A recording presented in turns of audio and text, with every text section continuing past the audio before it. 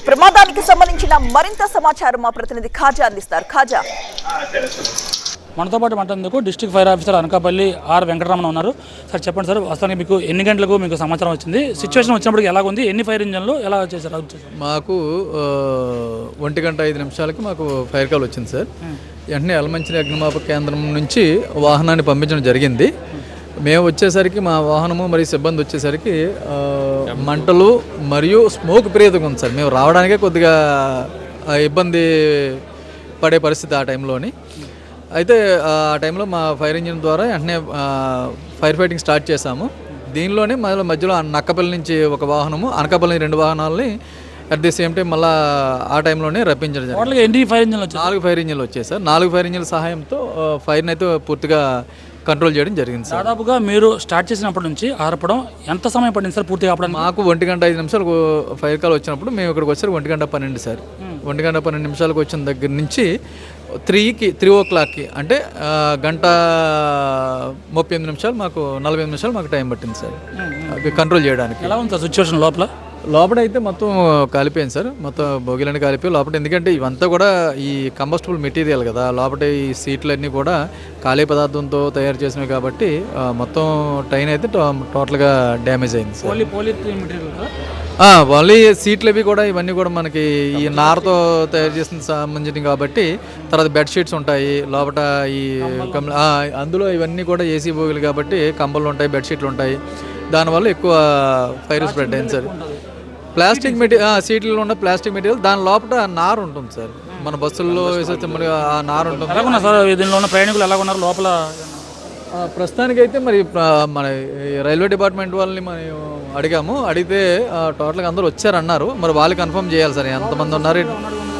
Suspect అంటున్నారు. అది railway department వాళ్ళ ప్యాసింజర్ లిస్ట్ ఉంటుంది కదా, లిస్ట్ని చూసుకుని వాళ్ళకి లోపల ఏదైనా కనిపిస్తుందా సార్?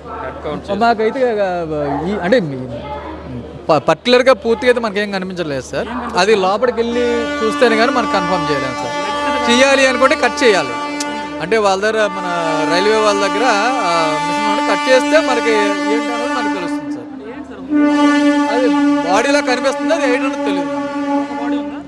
కనిపిస్తుంది అలాగా, అది మనం కన్ఫర్మ్ చేయలేము. అది రైల్వే డిపార్ట్మెంట్ వాళ్ళు కన్ఫర్మ్ చేయాలి.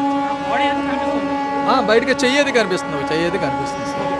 ఓవరాల్గా అంటే B1 బోగి ఏదైతే ఉందో అందులోని ప్యానెల్, ఎలక్ట్రికల్ ప్యానెల్ ఏదైతే ఉంటుందో వాష్రూమ్స్ దగ్గర, అక్కడ నుంచి ఈ ఫైర్ మొదలై ఉంటుందని ప్రాథమికంగా అనుమానిస్తున్నారు. ఆ తర్వాత భోగి అంతా వ్యాపించింది. ఆ పక్కనే ఉన్న మరో M2 భోగి ఏదైతే ఉందో దానికి కూడా మంటలు వ్యాపించాయి. క్షణాల్లో పూర్తిగా దగ్ధమైంది. ఈలోగానే అదృష్టవశాత్తు ఈ ట్రైను యలమంచిలి రైల్వే స్టేషన్ సమీపం వచ్చిన తర్వాత ఈ ఘటన జరగడంతో రైల్వే స్టేషన్లో ఈ ట్రైన్ను నిలిపివేశారు. దీంతో ప్రయాణికులంతా దాదాపుగా బయటకు వచ్చారు. అయితే ఈ B1 కోచ్లో ఒక ప్రయాణికుడు లోపల మృతదేహం ఉన్నట్టు ప్రాథమికంగా అనుమానిస్తున్నారు. ఇంకా నిర్ధారించాల్సి ఉంది. ఇంకా ఎవరెవరు మిస్ అయ్యారు, ఆ డేటాలో ఎంతమంది ఉన్నారు, ఈ బోగిలో ఎంతమంది ప్రయాణిస్తున్నారు, ఎంతమంది మిస్ అయ్యారు అనేదిపై ఇంకా నిర్ధారించాల్సి ఉందని అధికారులు చెప్తున్నారు. కెమెరా పర్సన్ భాస్కర్తో ఖాజా TV9 విశాఖపట్నం యలమంచిలి నుంచి.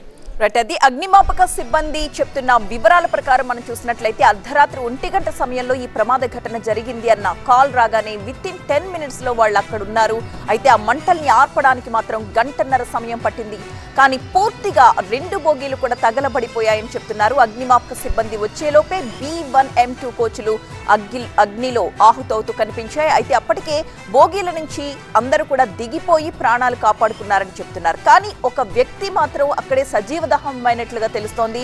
అతడి చెయ్యి కూడా బయటకు కనిపిస్తోంది. కానీ ఎవరు అనేది ఇంకా తేలాల్సి ఉంది అని చెప్తున్నారు. రైలు ప్రమాదంతో యలమంచిలి స్టేషన్ మొత్తం కూడా పొగ కమ్మేసి అక్కడ ప్రయాణికులందరూ కూడా ఇబ్బందులు పడ్డారు తీవ్రంగా.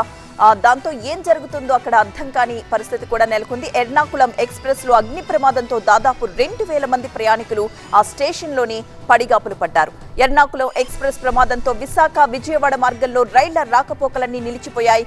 ఎర్నాకుళం ఎక్స్ప్రెస్ ప్రయాణికులను గమ్యస్థానాలకు తరలించడానికి ప్రత్యామ్నాయ ఏర్పాట్లు చేస్తున్నారు అధికారులు. మంటల్లో దగ్ధమైన కోచ్లను అక్కడి నుంచి తొలగించి కొత్త బోగీల్లో సర్దుబాటు చేసి పంపించడానికి కూడా ప్రయత్నాలు జరుగుతున్నాయి.